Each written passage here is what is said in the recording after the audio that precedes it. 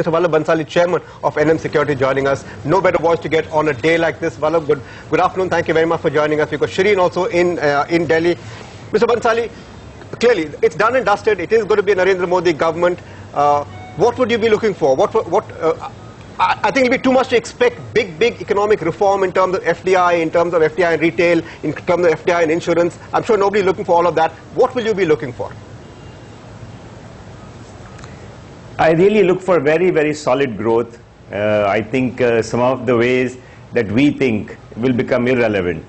I think for the first time in my investing career, I have seen people vote for development and growth the way this time it has happened. And it is across the country from north to south, east to west.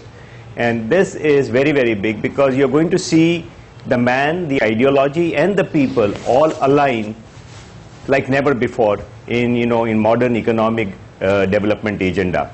And this, I think, is the mother of all potential that I have ever witnessed in my life.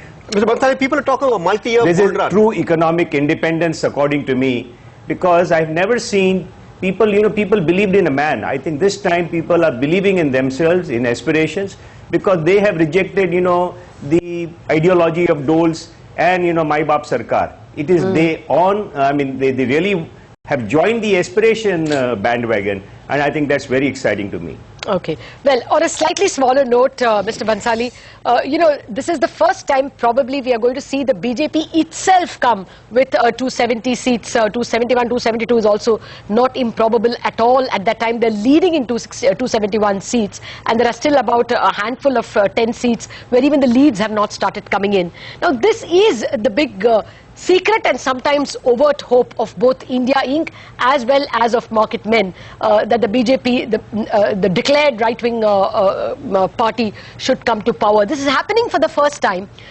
Do you think this is going to mean a seminal change, a quantum change in the way business sentiment will change?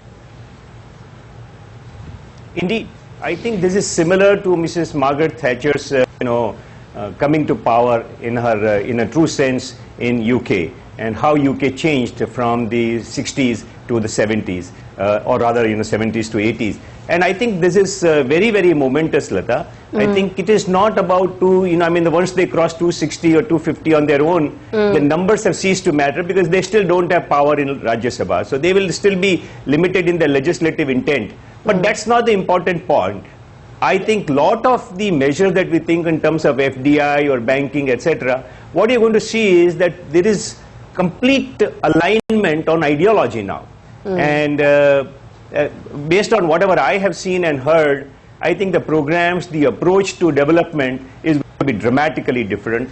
And therefore, when you have an empowered person who is wanting to work at grassroots level, is very different from someone who wants to work at ideological level and from political power. So I think this is very exciting and different to me. Mr. Bhansali, interesting that you should bring up Mrs. Thatcher, because Mrs. Thatcher's big legacy was the privatization of British industry. That's something that the market will hope that will happen in India, but it looks unlikely that Mr. Modi will walk down that path, because he clearly believes in a more efficient public sector. Will the markets be disappointed if he doesn't divest as quickly as they hope they will? Senthil, privatization as a tool was invented by Mrs. Thatcher. But that's just one of the many things, because, at the ground level, one has to assess so many things, and each country and times are different. Therefore, I have been avoiding talking about any narrow, perspective or a narrow measure.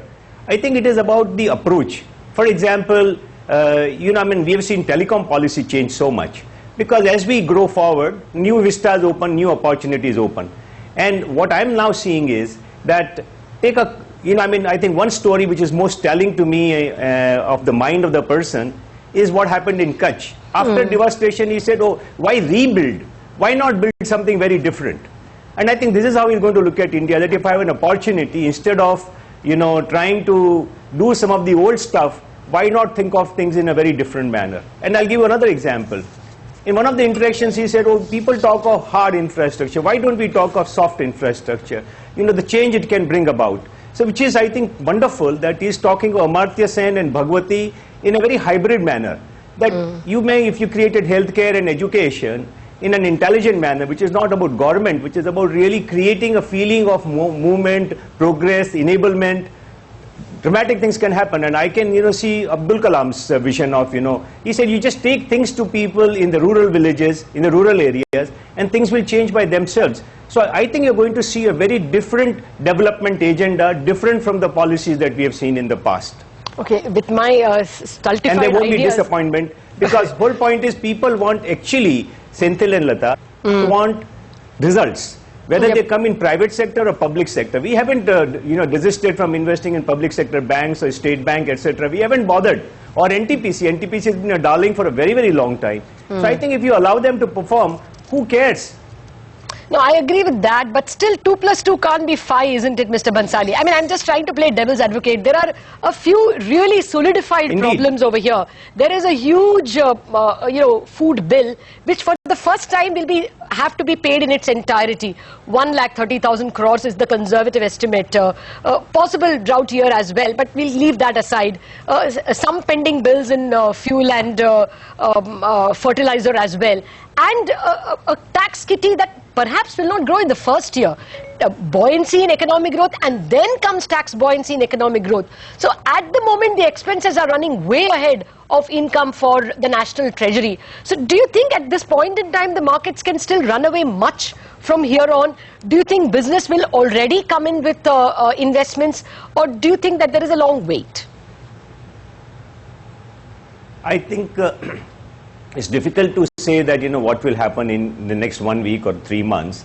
But if I see 1 year out, I see that India, this government has come at a very momentous time, in the sense that the world is wanting to move ahead. World is looking for a new engine, which is more reliable than in the past, as as a leader in the new growth area. So with China slowing down, I think this government is now going to look at that as China vacates some of the competitive areas, how we can look at it. The world is looking at India in this manner. Number of my boardroom discussions point me that the foreigners we can't believe how bullish they are about India. And they were looking for this government to come. And so I think the way the whole development is going to, so for example, we couldn't imagine a Nokia will set up a factory, and then how, what sort of difficulties they will face. So the world has been disappointed many a time by coming to India. One really hopes that the first phase will be led by the foreigners, to your point, that we are going to see a huge amount of FDI rush in.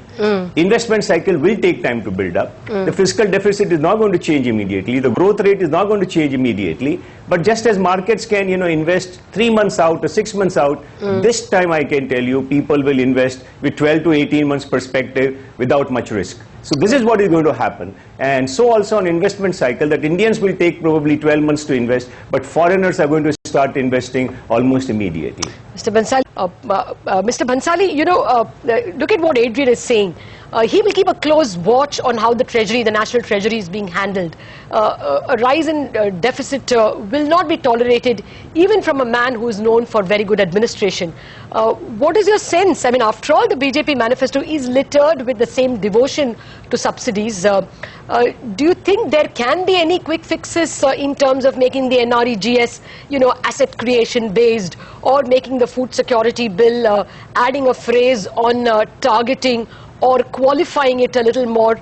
How can you bring this bill down? Indeed, I think a lot of the initiatives that UPA government took in the last 16-18 months, particularly with Mr. Chidambaram's initiative, I think they're all very, very good ones, and this government should do well to continue all of them. So if you can bring in GST, you can bring in direct cash transfers. For example, the heart of subsidies can be, or the back of subsidies can be broken with direct cash transfers, and I don't know why BJP won't do it. Okay, all right. Mr. Bhansali, we've just lost that audio link.